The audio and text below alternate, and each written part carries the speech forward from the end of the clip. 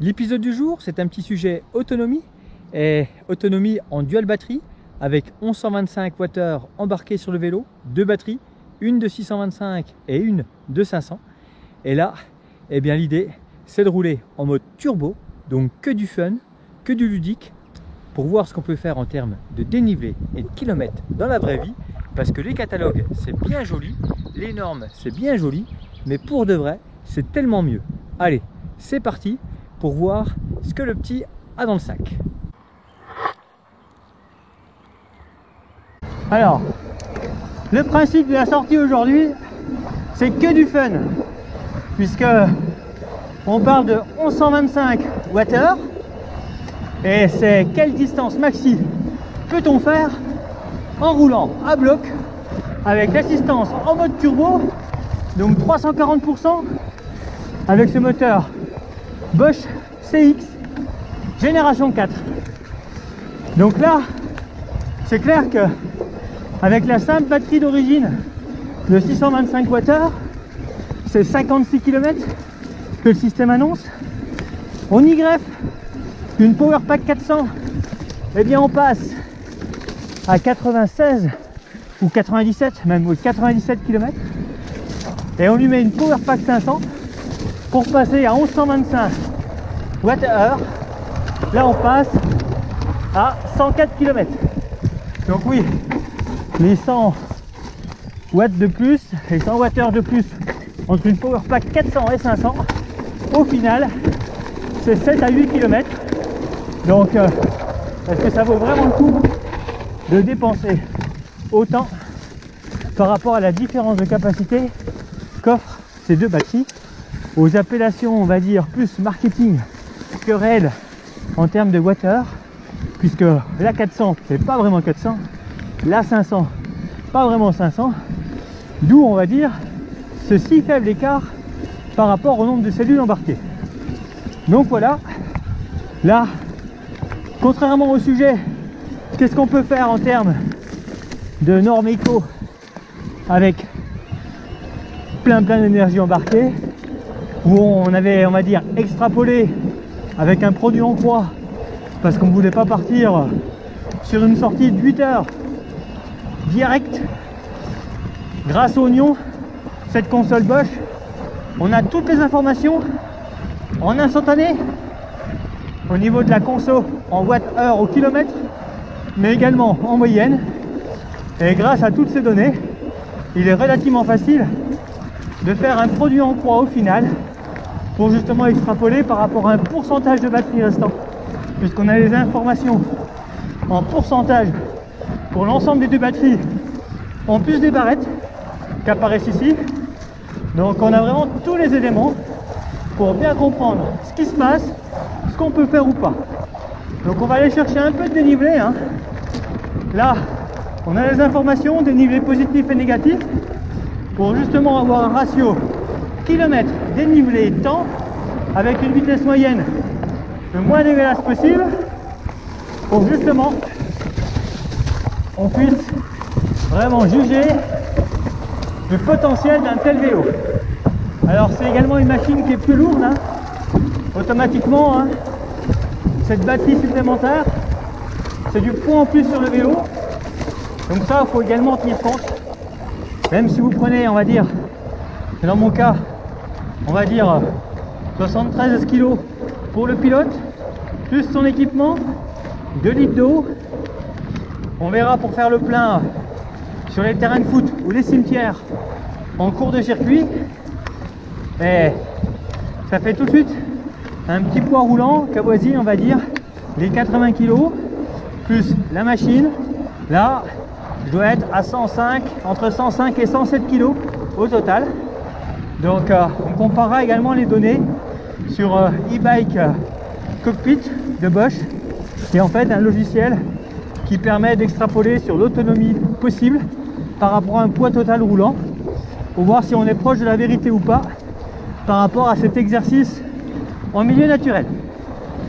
Allez, on reprend l'antenne un peu plus tard, quand on sera sur les crêtes et qu'on aura pris un petit peu de dénivelé, ou avant s'il y a un endroit joli. Alors c'est pas tout sec, hein. On a des flaques par endroits, donc c'est bien, comme ça on a un terrain, on va dire, mi-cuit, mi-tendre.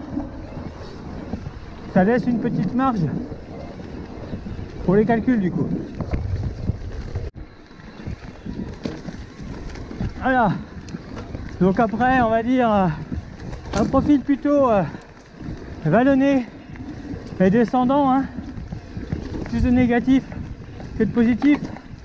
Là on attaque une grosse bosse, une grosse spéciale en montée, où on a pour au moins une vingtaine de minutes dans la pente avec du franchissement. Donc la moyenne de conso à cet endroit est à 9,7 Wh au kilomètre. Celle-ci devrait monter, puisque en instantané là je tape du 38-40, donc automatiquement ça grimpe. 340% du mode turbo qui aide plus, consomme plus. Mais on s'en fout. Le compteur affiche encore 92 km d'autonomie. Donc on est large. Bon, on est large. En espace de moins d'1 kilomètre, c'est passé de 92 à 74 km d'autonomie, hein. Forcément, on a attaqué le vif du sujet. Depuis Vert, en fait, on monte sur les crêtes au-dessus de Nancray. Donc là, on est dans le pentu pour de bon.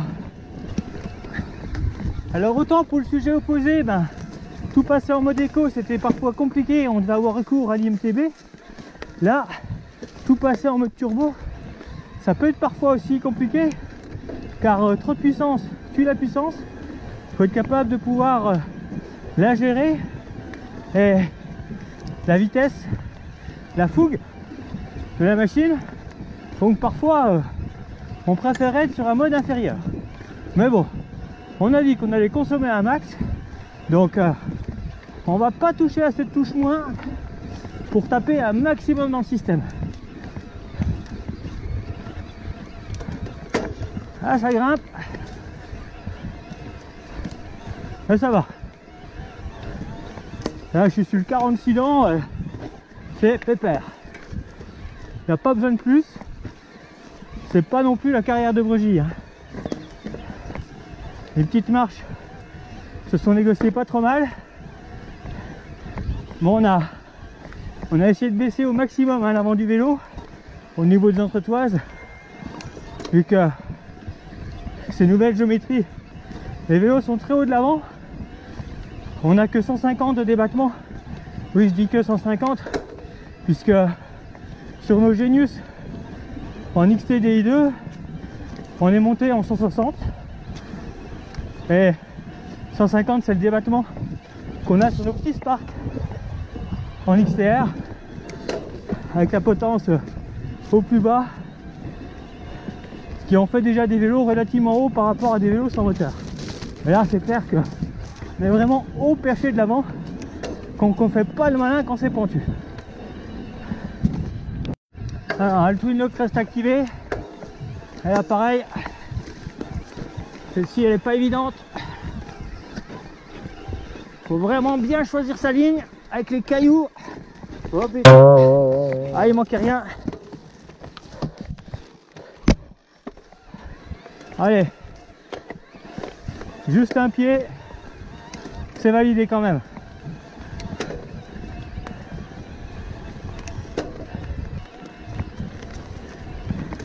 Voilà, on a tout de suite gagné un peu en altitude, hein, puisque ça y est, on est à 430 de montée pour 337 mètres de descente. L'affichage a carrément bougé aussi. Il annonce à ces conditions, on va dire, exceptionnelles de montée. On va ôter le Twin Lock d'ailleurs, retrouver le débattement complet. Il annonce plus que 33 km d'autonomie, alors que on a encore 84% d'énergie. Donc Cette valeur d'autonomie restante, hein, elle est vraiment relativisée en permanence. On fera un sujet là-dessus. Le mieux, c'est quand même de bien connaître sa machine, de bien se connaître, parce que cette valeur-là, elle est vraiment fluctuante, un petit peu comme la conso sur une voiture. Entre les montées et les descentes, le système connaissant pas l'itinéraire, eh ben, il donne une valeur, on va dire, une estimation, mais qui reste vraiment une estimation façon la météo après le journal de 20 h.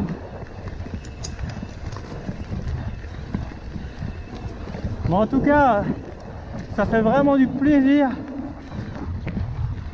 de retrouver ces petits sentiers. On va pas tarder à remettre en place nos sorties club au niveau de la sauce, en respectant les gestes barrières, voire en rajoutant. On fera un sujet là-dessus pour ceux qui roulent en groupe par rapport à notre vision de la chose.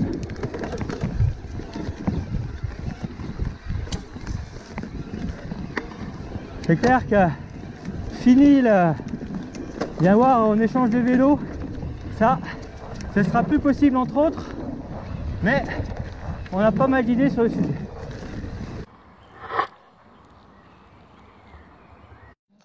Ah ben là on a loupé les 80%, du moins les 20% consommés.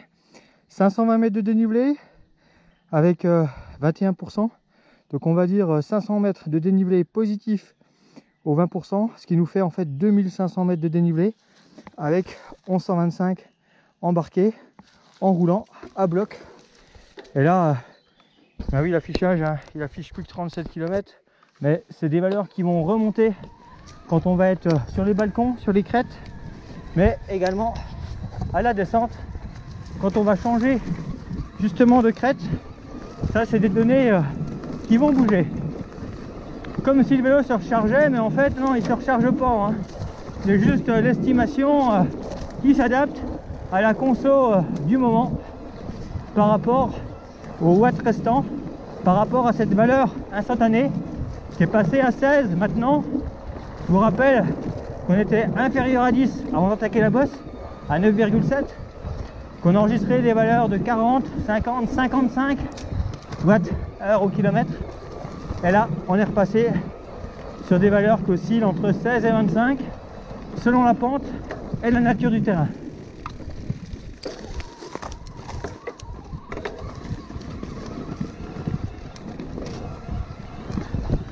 Alors c'est un parcours où il y a quand même beaucoup de singles. Ce terrain de jeu, c'est ce qu'on aime appeler la grande patrouille des forts, en référence aux fortifications Vauban qui ceinturent Besançon. Donc en fait on a la petite, la grande, la très grande. Voilà, on a différentes patrouilles qui vont de fort en fort, de batterie d'artillerie à point optique qui date déjà d'un paquet d'années.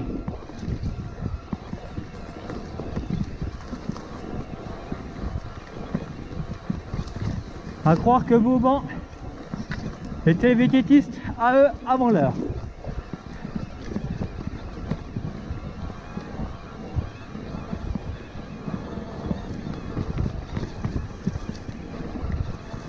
L'affichage n'est pas grand, alors, mais là on monte à 22-23 km/h pour vous donner une idée.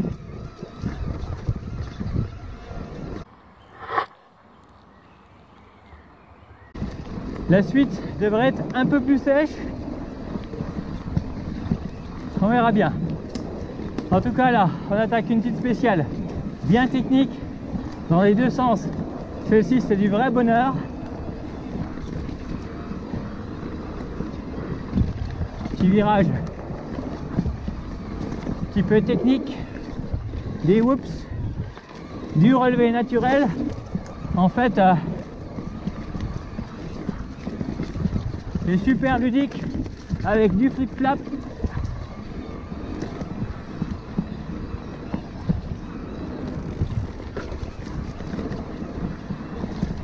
Oh là là là, méfiance, ça passe.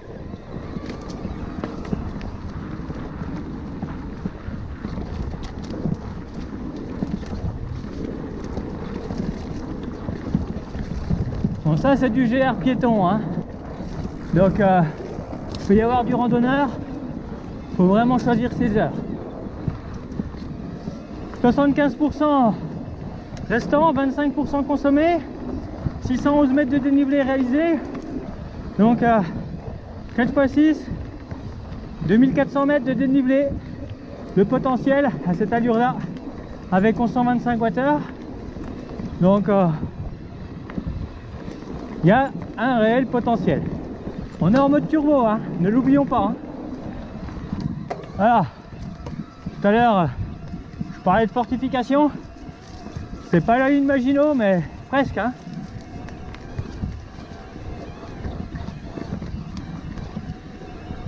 Et là c'est clair que à partir de maintenant on va enchaîner les poudrières à l'effort.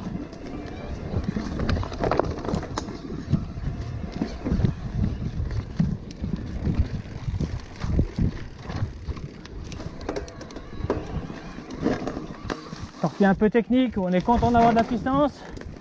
Voilà. Et là, à notre droite, fortification, terrain militaire. Et on va arriver au poste optique.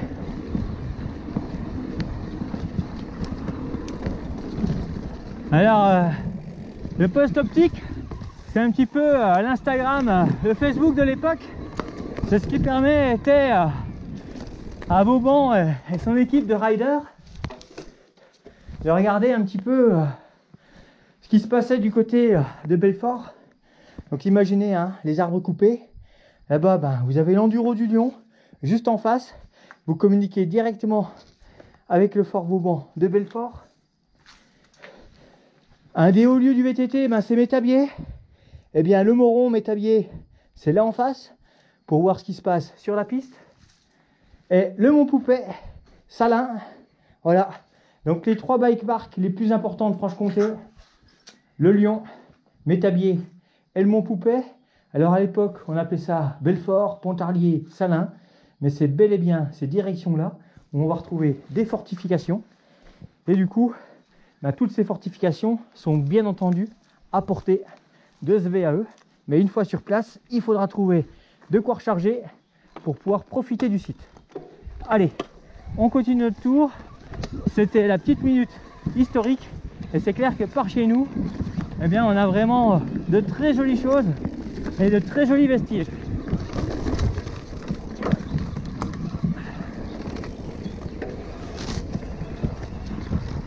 Et là on est en plein dedans, hein. Pas aller tomber dans un trou de poste d'artillerie, ce serait dommage. Voilà, là on est sur les crêtes.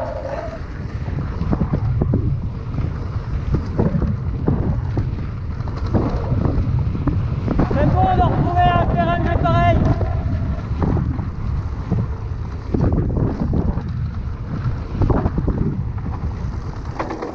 Alors 1125 watts, c'est plus lourd aussi, hein.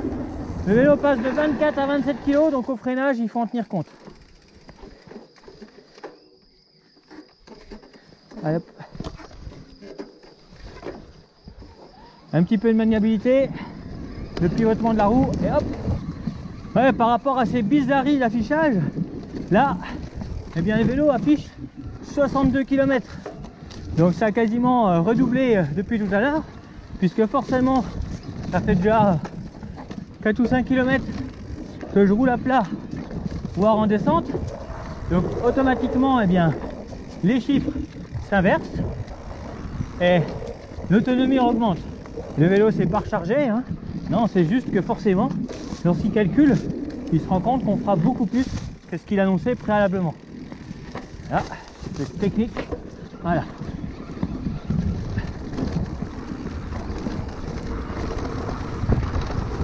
Forcément, hein, des descentes pareilles, je consomme 0.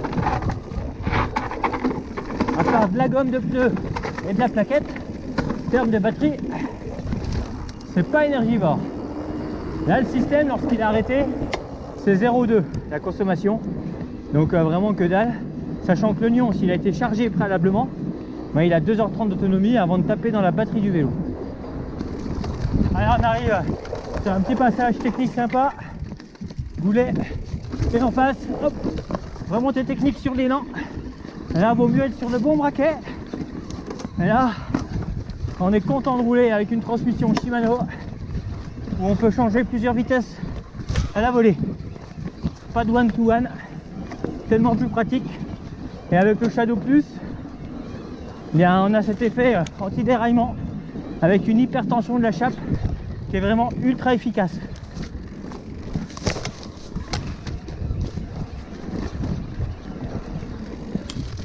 Pop, pop, pop. À rouler à fond, c'est pas évident, hein. On bouffe de la feuille, hein. Alors on est toujours sur du GR, hein. Là on est sur une portion du GR 59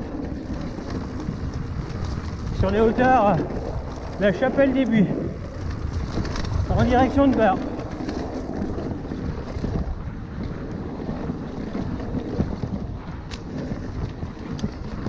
En dessous là c'est des poudrières, hein. On est vraiment sur la ligne de défense, d'où cette appellation patrouille d'effort.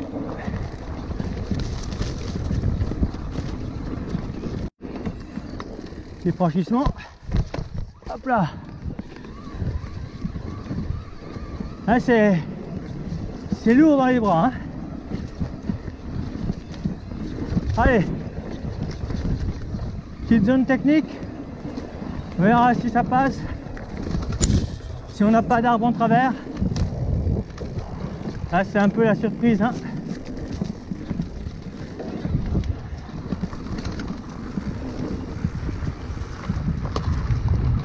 Mais pas repassé depuis l'automne, hein. Il y avait les choses de ski, le confinement. Et ben nickel. Hop là.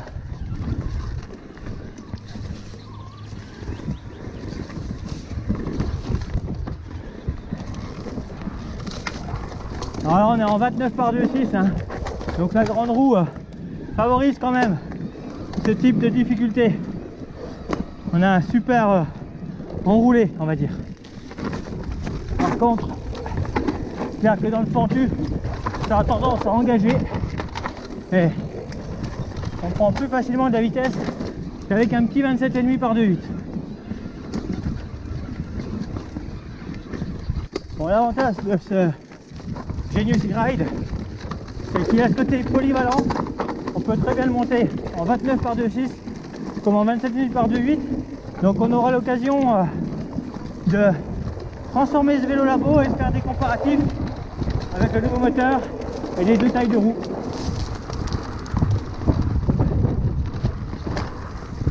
Voilà.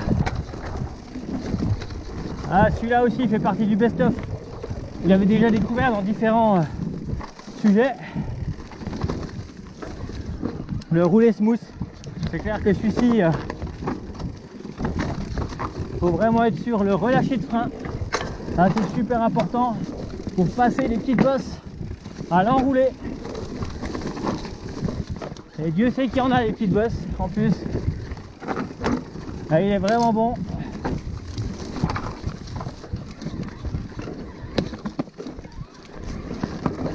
Alors forcément avec l'assistance au maxi, hein, il y a presque trop de puissance par endroit. Mais ça le fait. On dompte la bête. Pas parler trop vite. Non, c'est bon. Là. Alors ouais, qu'il y en a un qui est tombé dans le trou. Je sais pas si c'était en moto ou en vélo. Et il y a des motos qui passent parfois par ici. C'est une zone qui est vraiment très prisée de ceux qui aiment le technique. Et j'en fais partie. Voilà, voilà. Là, on ne se prend plus. Là, il s'agit de ne pas prendre trop de vitesse. On voit que le terrain est légèrement foncé. C'est légèrement humide. Voilà. Ouh.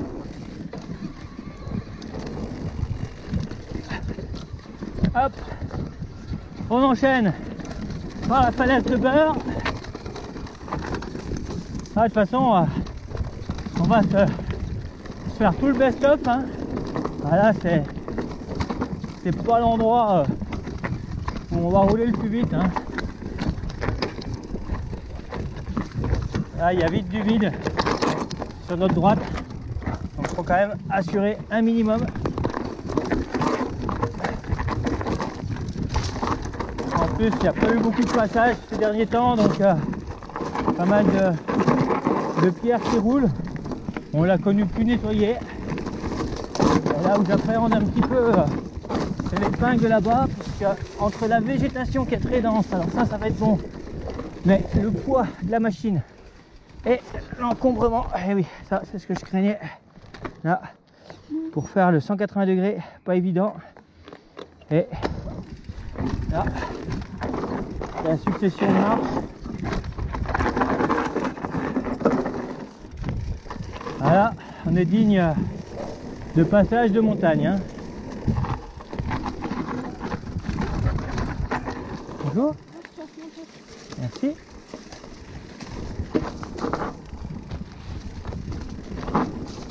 On est toujours sur le GR, hein. Et là, faut pas prendre trop de vitesse parce qu'il va y avoir une zone assez technique avec une marche latérale en hiver, hein, forcément. Pourquoi faire simple? Un passage très pentu. Je pense que la caméra écrase de tout. Voilà. Là, on a passé le plus gros. Deux petites épingles et on retombera sur la voie romaine.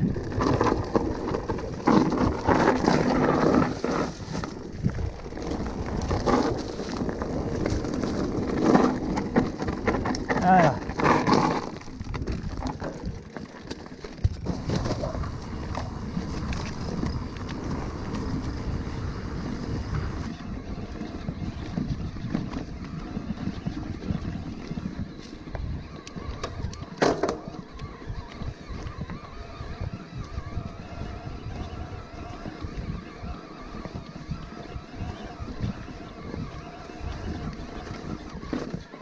Ah, on n'est pas à 25 mais ça grimpe.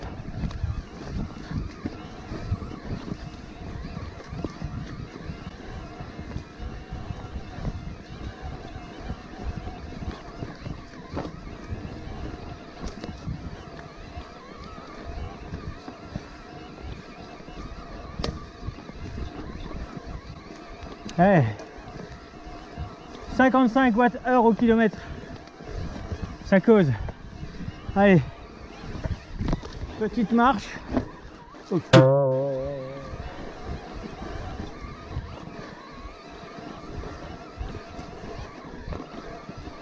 66.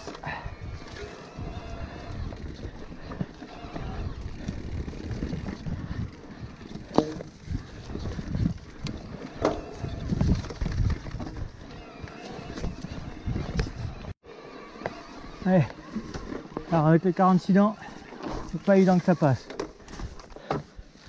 Ah, il manque pas grand chose, mais tendu quand même.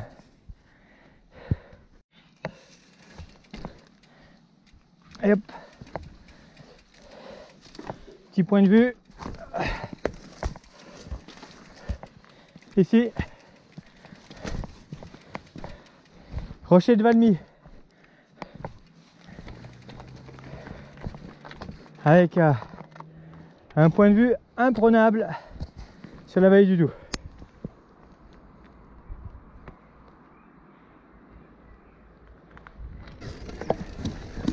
Allez, on va redescendre par où on est venu.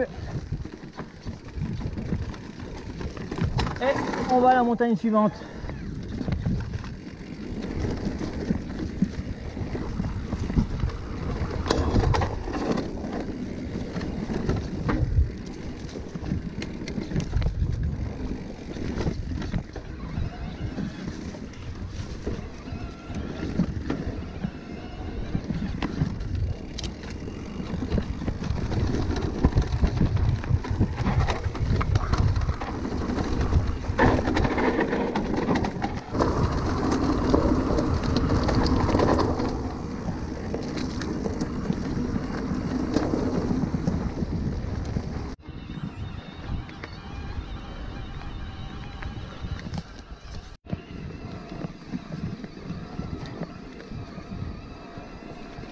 Bon, ça y est, nous voilà enfin à 50% de la capacité d'énergie embarquée.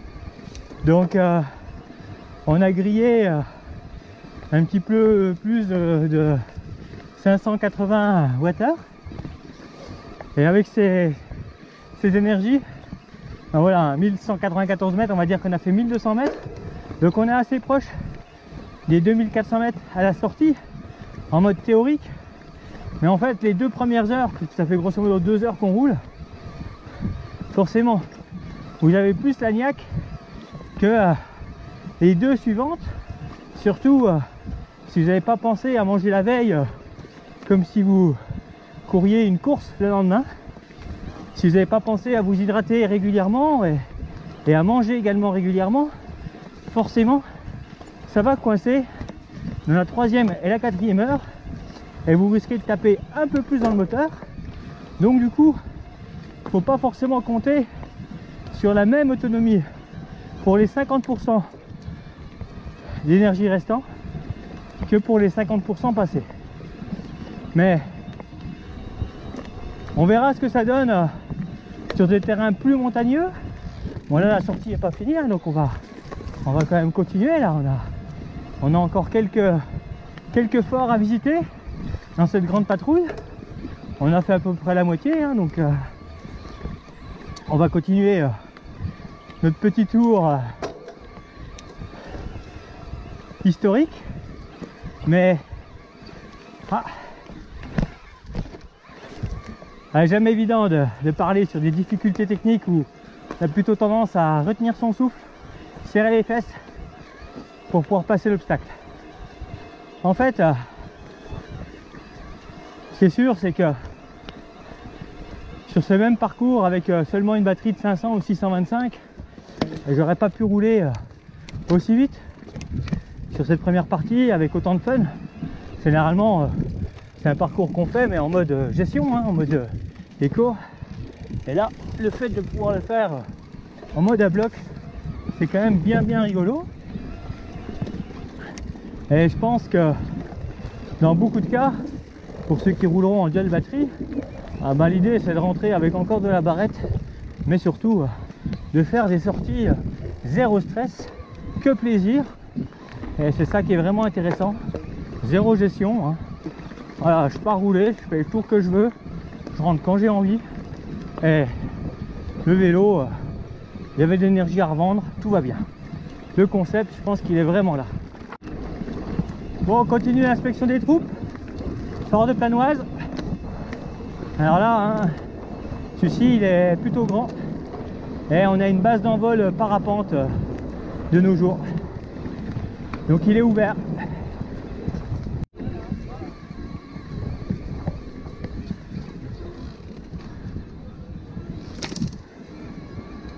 Allez, petit single. Donc là on est à 46 km, quasiment à 50%. Donc c'est clair que le 104 km annoncé au début, il est un petit peu utopique, hein. Mais bon, si on fait 46 x 2, 92, on va dire que si on valide 85 km, 2200 mètres de dénivelé, ça fait déjà de la sortie correcte. Sur 4 heures, c'est pas mal du tout.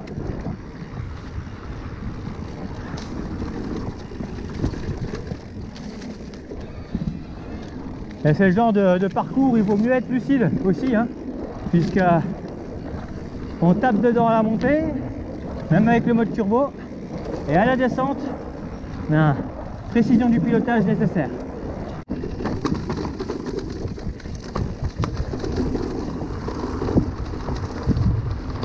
Voilà, on continue le réseau d'hiver.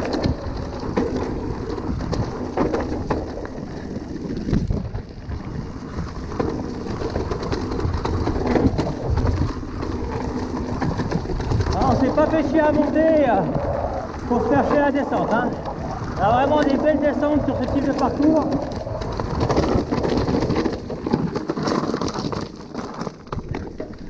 Et vieille casemate.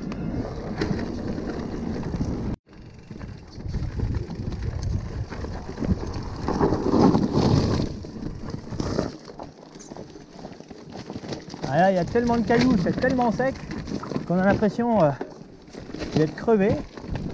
Mais ça se trouve, je suis crevé de l'arrière. C'est bizarre. La sensation est bizarre. Ah, là, à mon avis. On verra, tu vois, mais les éléments. Eh oui. Ça semble tout raplapla. Ah, forcément, hein. Le vélo est plus lourd. Donc, si on n'a pas des pneus super renforcés, ça peut vite avouer ses limites.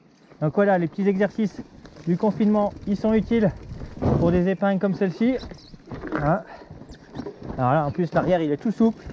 Allez, un petit banc, on va en profiter. Ah non, Covid, on va éviter tout ce qui est mobilier partagé et plutôt trouver un endroit où il y aura de la largeur si des piétons doivent passer, et puis surtout, eh bien, éviter une zone où il y a de l'équipement partagé, on va dire.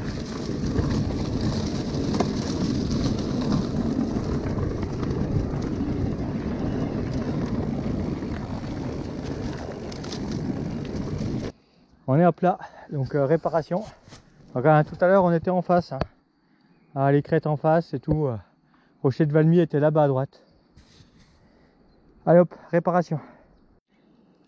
Donc là, hein, pour démonter la roue, c'est soit je coupe totalement l'assistance, ou mieux, j'éteins carrément le vélo.